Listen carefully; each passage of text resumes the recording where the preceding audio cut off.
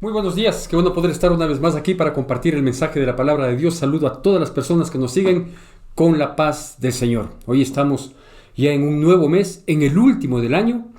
El tiempo es raudo y las circunstancias nos obligan a tener cierta actitud en la vida. Y creo que la mejor actitud que nosotros podemos tener es la de depender de Dios, de creerle a Dios, hoy más que nunca. Yo sé, estoy totalmente convencido que toda esta situación que nos ha tocado vivir, toda esta situación que estamos pasando, con todas las consecuencias que se han derivado y que las estamos afrontando, es para que nosotros, quienes creemos en Dios, nos afirmemos en Él. Así que precisamente quiero hablarle de algo que nosotros necesitamos creer, ¿sí? y hacer y estar convencidos. Por ejemplo, cuenta la palabra de Dios una historia allá en Segunda de Reyes, capítulo 6, desde el versículo 8 en adelante.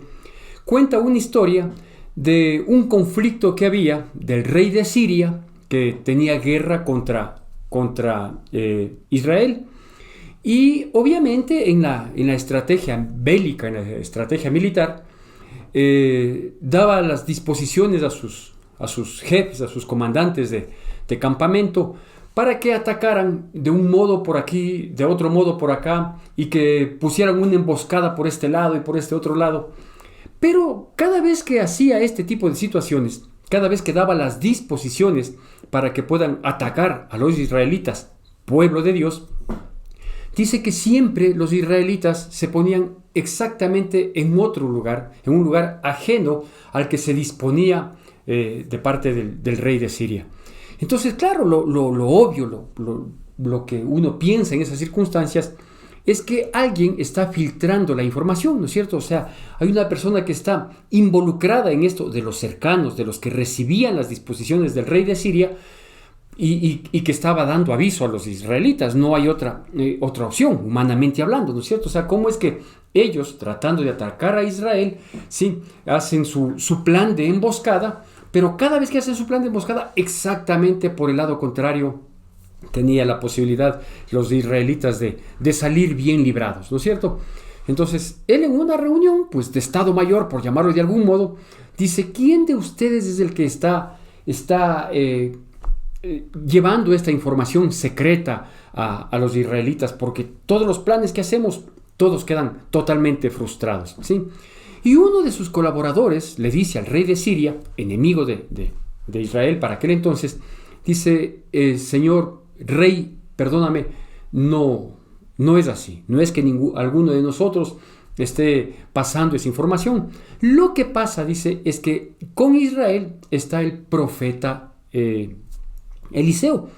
Y el profeta Eliseo, dice, pues es el que prácticamente da toda la información que tú tienes. Y aquí yo quiero hacer una puntualización en cuanto a este versículo que va a salir en la pantalla, para luego darle el nombre de esta prédica, ¿sí? Y dice así, allá en Segunda de Reyes, capítulo 6, que es la porción que le estoy contando la historia, pero vamos a hacer esta puntualización en el versículo 12. Segunda de Reyes, capítulo 6, versículo 12, con la atención y reverencia que amerita la palabra de Dios, dice así. Entonces uno de los siervos dijo, no, rey, señor mío, sino que el profeta Eliseo está en Israel, el cual declara al rey de Israel las palabras que tú hablas en tu cámara más secreta, ¿no es cierto? Entonces, ¿por qué hago esta puntualización? Bueno, porque quiero decirle que el infiltrado, entre comillas, ¿no es cierto?, el que sabía todas las intenciones y los planes y estrategias que tenía el rey de Siria, enemigo de Israel, ¿sí? El infiltrado, el que se las sabía las completas, era nada más y nada menos que Dios. Dios. ¿Por qué es que Dios conoce inclusive? Y si usted quiere decirlo, vea, se mete inclusive en la mente, en los corazones, en lo más secreto de los enemigos? Porque simplemente Dios pelea por nosotros. Así lo he llamado a esta charla, a esta prédica, Dios pelea por nosotros. ¿Por qué? Porque es su Dios, porque es mi Dios. Y Él quiere que nosotros seamos más que vencedores siempre. Quiere que siempre tengamos la victoria, a pesar de las dificultades, de los problemas, de las situaciones, pero Dios quiere darnos la victoria, ¿no es cierto? Entonces, Dios pelea por nosotros. Y aquí lo estamos viendo, ¿sí? Que Dios le revelaba al profeta Eliseo todas las cosas que decía, tal como se menciona en el versículo que acabamos de leer, que dice que aún las cosas más secretas que él en sí mismo, solito, pudiera estar pensando, imaginando o esbozando sin abrir mucho los labios, Dios ya lo conocía, porque Dios es omnisciente, porque Dios es omnipresente, porque Dios es todopoderoso y todos esos atributos divinos, sí, Dios los pone a nuestro servicio, a nuestro orden, a nuestra consideración, para levantarnos, para ayudarnos, para sacarnos adelante, para vencer toda batalla, toda guerra y cualquier tribulación que nosotros podamos estar presentes, ¿no es cierto? Entonces, frente a esta situación, ante esta declaración de este siervo del rey de Siria, de que lo más secreto de él es revelado al profeta de Dios, al profeta Eliseo, entonces él dice, lo que tenemos que hacer es arrestarle a él, meterle preso, quizás amordazarle para que no declare nada, aunque le sea revelado, para que no declare nada, o alejarle, matarle. Eso es lo que tenemos que hacer, ¿no es cierto?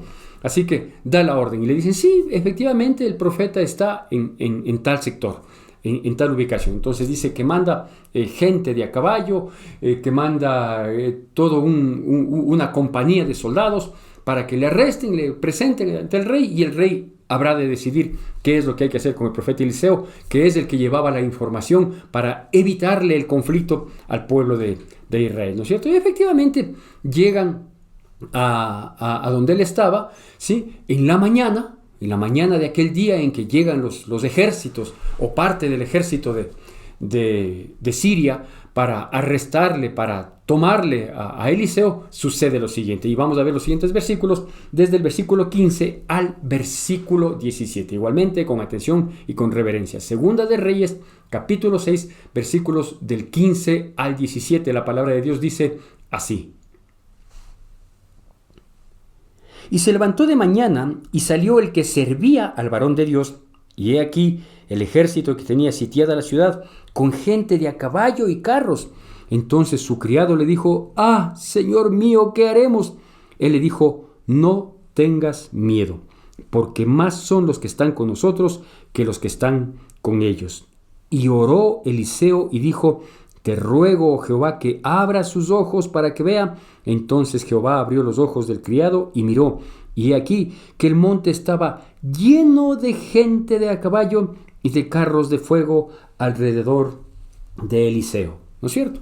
Bueno, pues ahora entendemos la tranquilidad del profeta Eliseo. ¿Qué es lo que había pasado? Pues que efectivamente mandaron para arrestarle, para tomarle a Eliseo a efecto de que no sea un estorbo, un tropiezo en los propósitos del rey de Siria. Y claro, cuando amanecen en ese día, ¿sí? el siervo del profeta Eliseo, que se llamaba Giesi, ¿sí?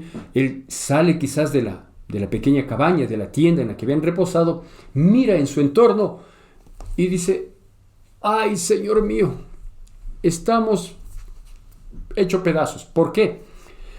Porque claro, estaban rodeados de gente de a caballo, ¿sí? Estaban rodeados de todo un ejército, y ellos estaban posiblemente únicamente los dos, Eliseo y su asistente, ¿no es cierto? Y Eliseo lo toma con una tranquilidad, con una calma. No es que le dicen, «No me digas, uy, ¿y qué pasó? Sí». No, sino que dice, tranquilo, no tengas miedo, porque más son los que están con nosotros que los que están con ellos. Y antes de que el asistente, de que el ayudante del profeta Eliseo le diga, «Señor, ¿estás loco?», dice que oró a Jehová, a Dios, al Dios de Israel, al que guarda a su pueblo, y le dice, «Dios, te pido que abras los ojos de Giesi para que él vea, de este siervo, para que él vea», ¿no es cierto?, que más son los que están con nosotros. Y dice que Dios abrió los ojos del siervo y él miró que todo el monte y en todo el entorno sobreabundaban, ¿sí?, un ejército celestial, que sobreabundaban carros de fuego, caballos y una cantidad impresionante de soldados que estaban ahí para cuidarles a Eliseo y a y a su sirviente, a su empleado, a su asistente, ¿no es cierto?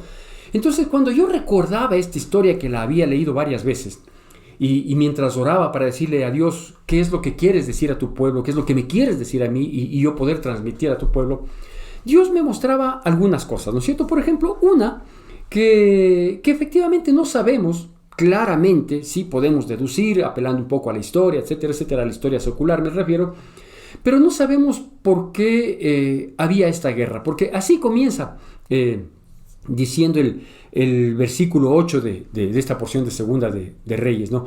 Dice, el rey de Siria tenía guerra contra Israel. Sí, en realidad no se desglosa el por qué, dice, pero tenía guerra. Entonces digo, es más o menos parecido a lo que a veces nos sucede. ¿A quiénes?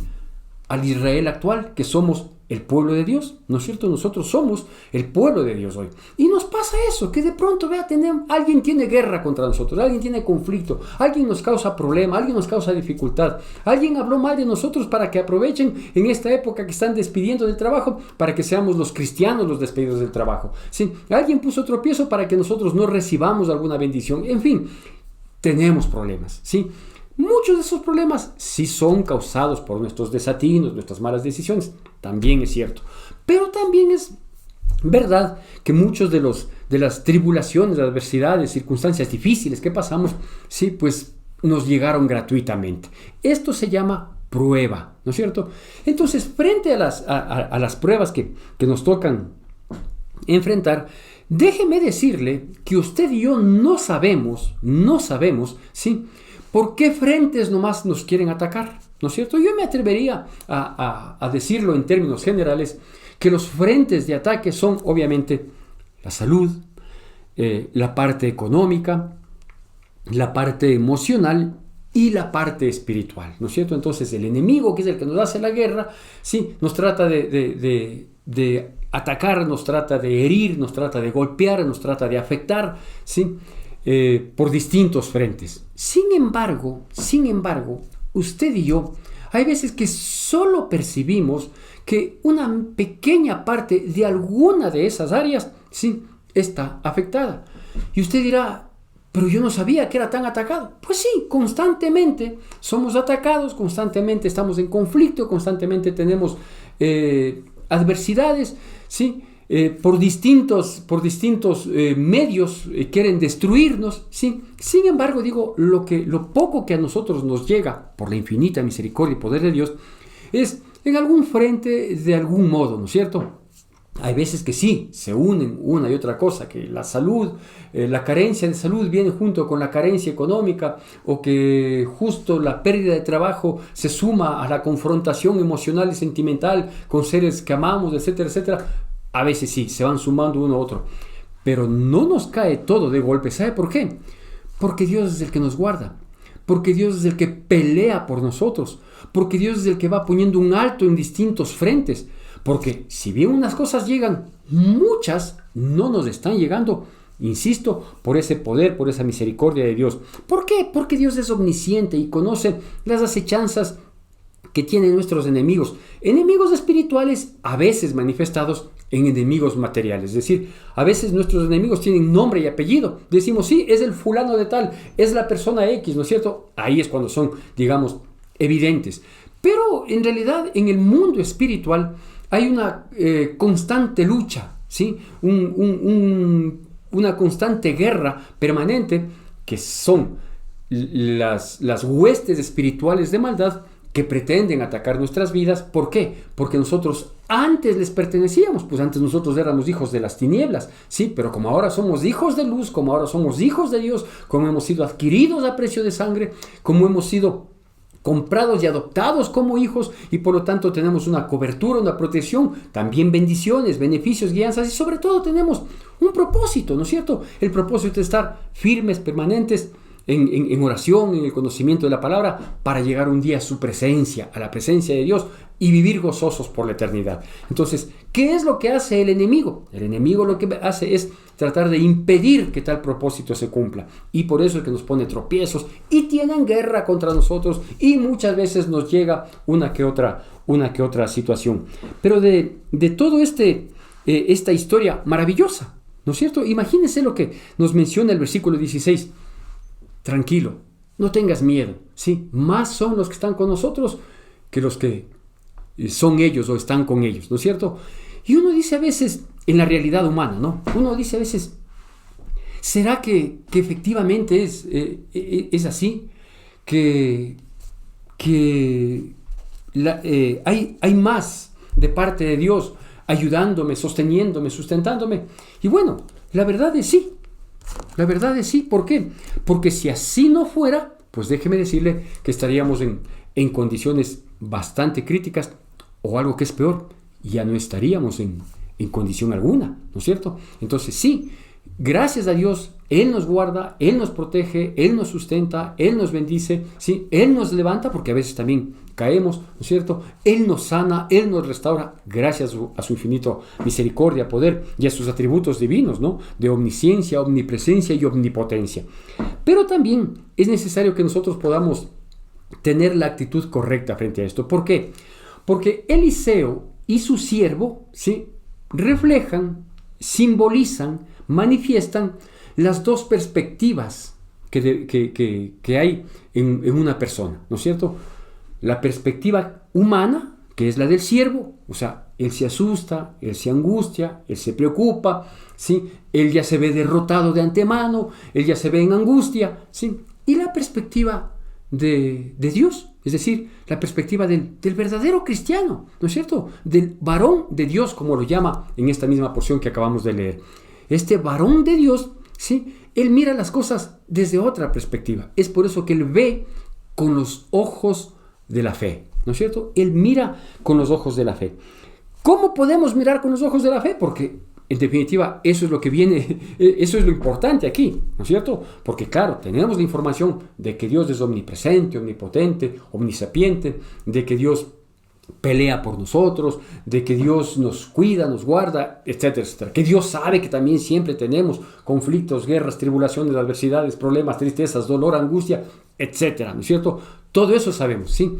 Pero el asunto es cómo poder tener la actitud correcta, ¿sí?, y poder mirar con los ojos de la fe lo que mis ojos humanos no ven.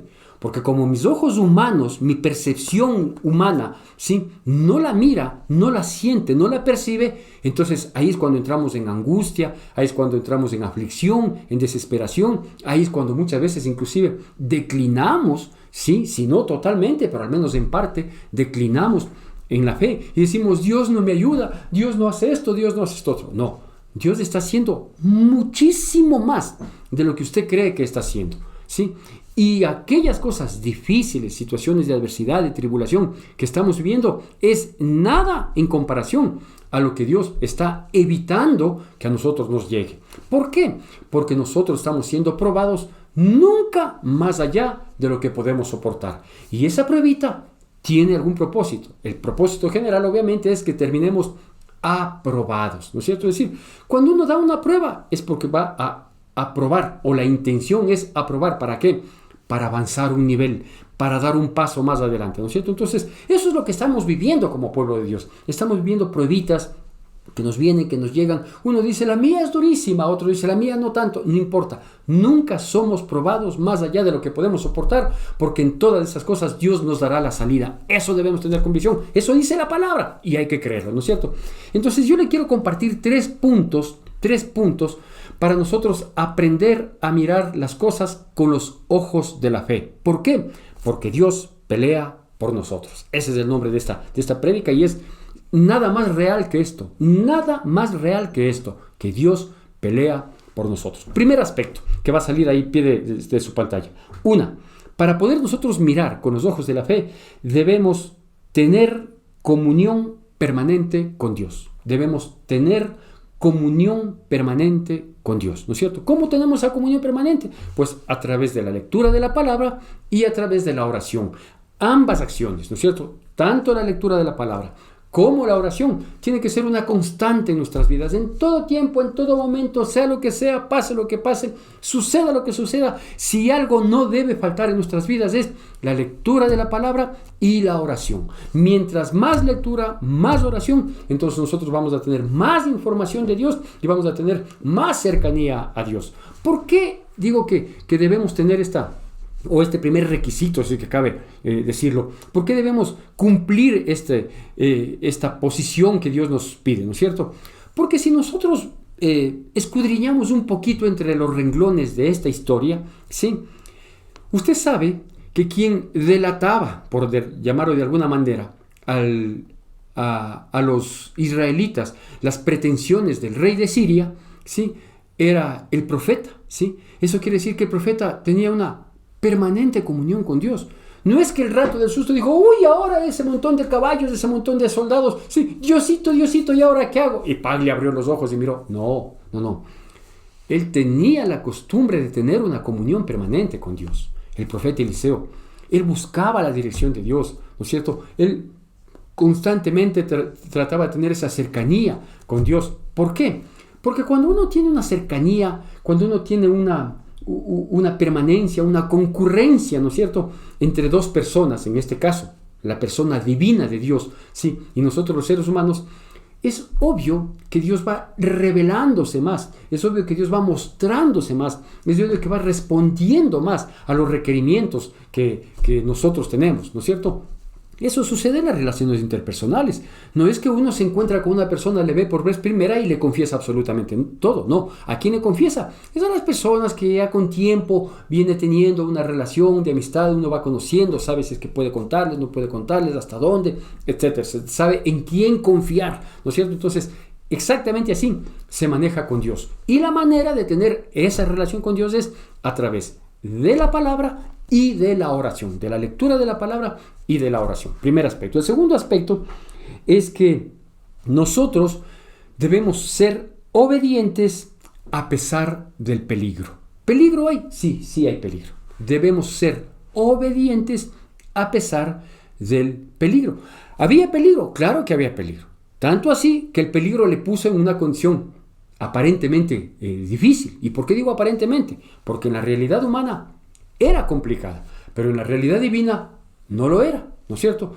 ¿Cuál fue el peligro que corría Eliseo al revelar los secretos más ocultos del rey de Siria? Precisamente lo que le pasó, pues, ¿sí? Que le manden a arrestar, que le manden a matar, que le manden a ser amordazado, ¿no es cierto? Que cohíban su desarrollo ministerial de profeta. Entonces, ¿había peligro? Claro que había peligro. Pero hay que ser obedientes a pesar del peligro. Entonces, ¿cuántas cosas, me pregunto yo ahora? Y es una pregunta también para usted. ¿Cuántas cosas Dios nos mandó a hacer? ¿Sí? Desde inicios de la pandemia. Que quizás no era muy común antes, ¿no es cierto? Pero que nos mandó a hacer, nos mandó a que nosotros tengamos tal o cual actitud. En fin, del modo que Dios haya pedido. ¿Sí? Que lo hagamos. Y nosotros no lo hicimos por miedo al peligro. Y yo estoy seguro, por ejemplo, que una de esas cosas que Dios nos ha mandado a hacer es hablar a la gente de Dios, evangelizar, cumplir la gran comisión, llevar un mensaje de paz, sugerir a las personas, sirve, ora, clama, pide, y yo te acompaño, yo te hago una videollamada para que podamos contactarnos y sepas cómo hacer las cosas, ¿no es cierto? Entonces, entre muchas otras que Dios nos puede haber pedido, ¿no es cierto? Como por ejemplo, colaborar y dar a un necesitado algo de lo que tú tienes. Pero no diste, ¿por qué? ¿Por qué? Porque corrías el peligro, pensabas que tenías el peligro de que si das a otra persona, te iba a quedar disminuido a ti, ¿no es cierto?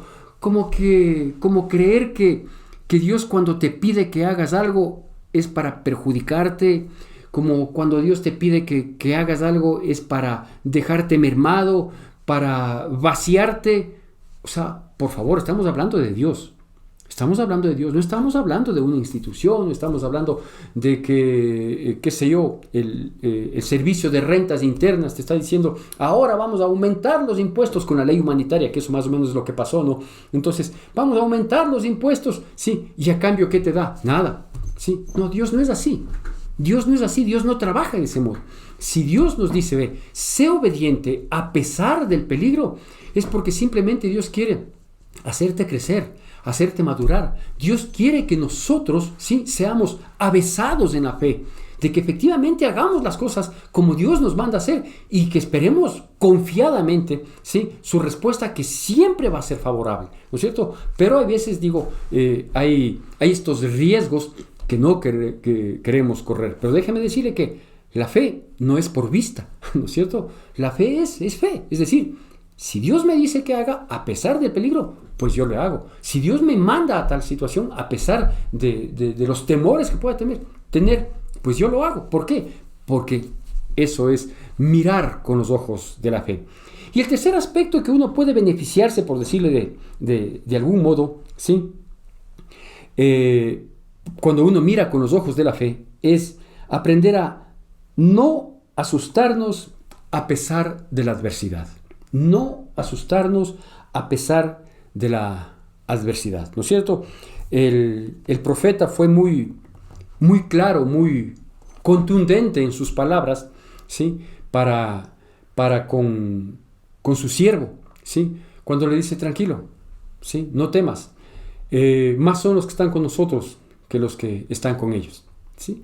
Claro, cualquier persona que oía eso, incluido su siervo, ¿sí?, lo primero que hacía era tratar de mirar con la perspectiva humana, tratar de percibir con los sentidos humanos. O sea, más son los que están con nosotros, discúlpame, pero estamos dos, ¿no es cierto? ¿Por qué decía él eso? Pues simplemente lo decía por una razón que yo quiero explicarla con versículos de la palabra de Dios. Mire, cuando una persona aprende a ver las cosas con los ojos de la fe, es decir, de acuerdo a los puntos que me he permitido sugerirle que son necesarios para poder aprender a mirar con los ojos de la fe. La una, ¿no?, que debemos tener comunión permanente con Dios, y es a través de la palabra y de la oración. La otra es que debemos ser obedientes a pesar del peligro. Y este tercer punto, que es no asustarnos a pesar de la adversidad. No asustarnos a pesar de la adversidad. Esto no es fruta de una coincidencia ni se deriva por una actitud en el carácter, ¿no es cierto? O sea, yo soy más macho, yo soy más valiente. No, eso no funciona con Dios, ¿no es cierto? Con Dios funciona la dependencia de Dios, la fe en Él, el creer en Él, la fe en Jesucristo. Si Él es Dios y murió por mí, yo le creo, ¿no es cierto? Las cosas del mundo se me caen encima, pero la Biblia dice que a mí nada me pasará, yo le creo. Entonces, ¿cómo yo puedo no asustarme a pesar de la adversidad? Adversidad que se está viviendo, ¿no es cierto? O sea, no es de una potencial adversidad. No, la adversidad ya la estamos viviendo, ¿sí? La falta de trabajo, por lo tanto la carencia económica, las afectaciones de salud, con muchas muertes que han existido, mucho más de lo que oficialmente nos mencionan, ¿no es cierto? Todas las cosas terribles ya las estamos viviendo, pero a pesar de estar en esta adversidad, no debemos asustarnos. ¿Por qué no debemos asustarnos? Porque la manera de mirar es basado en las promesas de Dios, ¿no es cierto? Entonces, vea, Dios a mí y a usted que creemos en Dios, que conocemos la palabra de Dios, no es que la conocemos al dedillo, ni tenemos toda la revelación y la interpretación, no. Gracias a Dios, lo que nuestras capacidades humanas, limitadas ciertamente, pero conocemos, ¿no es cierto? Entonces, yo sé que aquí hay promesas.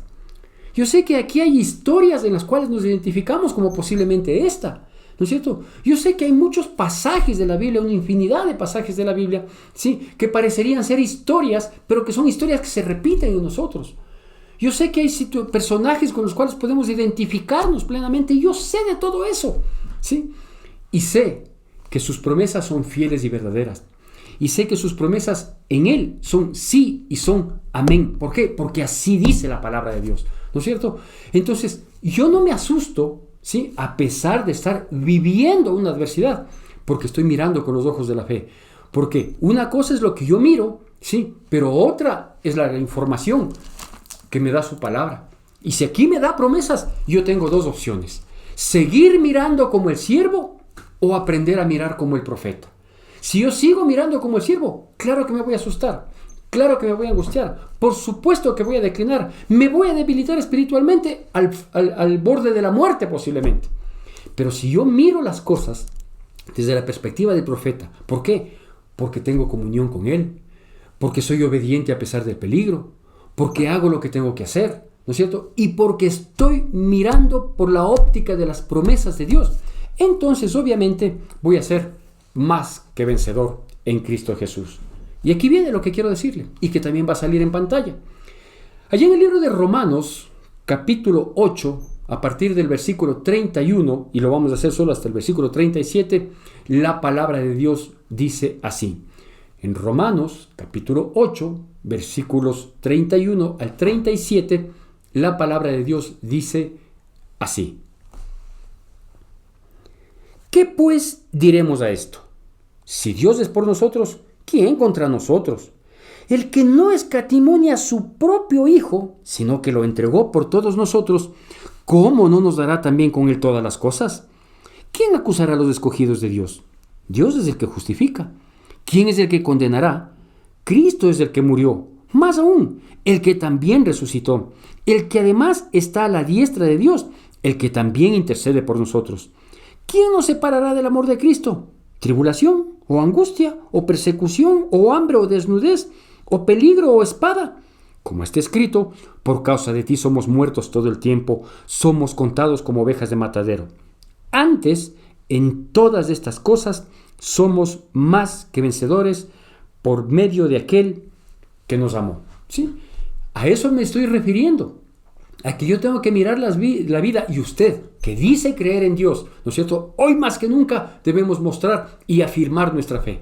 Digo, usted y yo, que decimos creer en Dios, tenemos que mirar desde esta perspectiva. ¿Qué diremos a esto?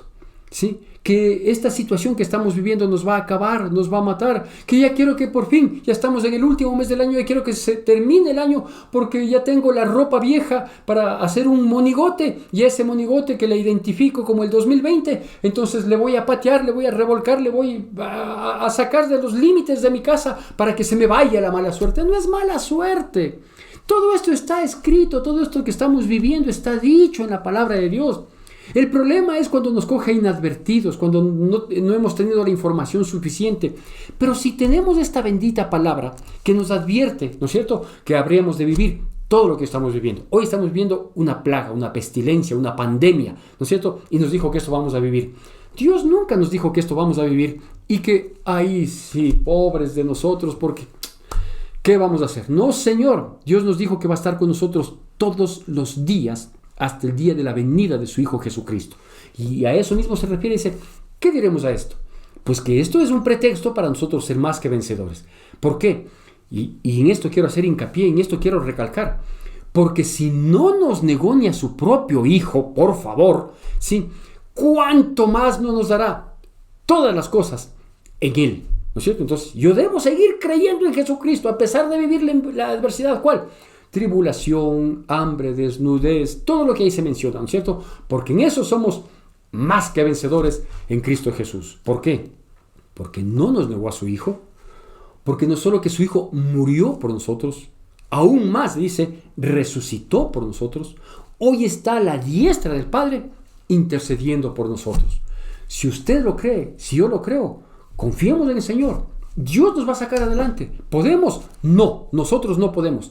Él puede, pero si nosotros estamos en Él y con Él, vamos a ser más que vencedores en Cristo Jesús. Que Dios bendiga poderosamente nuestras vidas y para atrás, ni para tomar impulso. Quiero recordarle que siendo ya este el último mes del año, también el próximo día domingo será, si Dios así lo permite, nuestra última Santa Cena, ¿no es cierto?, de este mes. Es el primer domingo del mes. Y vamos a tener nuestra última Santa Cena. Yo le invito para que no solo prepare su corazón, no solo prepare su vida, no solo prepare el pan y el jugo de uva, que es el símbolo de la sangre de Cristo Jesús, llamado vino en la Biblia, otro rato hablamos al respecto, sino también yo quiero que prepare un corazón muy agradecido a Dios, un corazón muy agradecido, porque todo puede ser, pero ¿sabe qué? Aquí estamos y estamos firmes, estamos sostenidos, sustentados, bendecidos. Con eso no le estoy diciendo que no tengamos problemas, por supuesto que los tenemos, pero más que tener problemas, uno o varios, ¿sí?, tenemos a un Dios soberano, majestuoso, Rey de gloria, de poder, todopoderoso, ¿sí?, que nos sostiene y nos va a sacar adelante, porque también después de la prueba viene la bonanza. a confiar en Dios y que Dios nos permita vernos el día domingo en un culto de Santa Cena y siempre con un alimento espiritual que guíe nuestras vidas.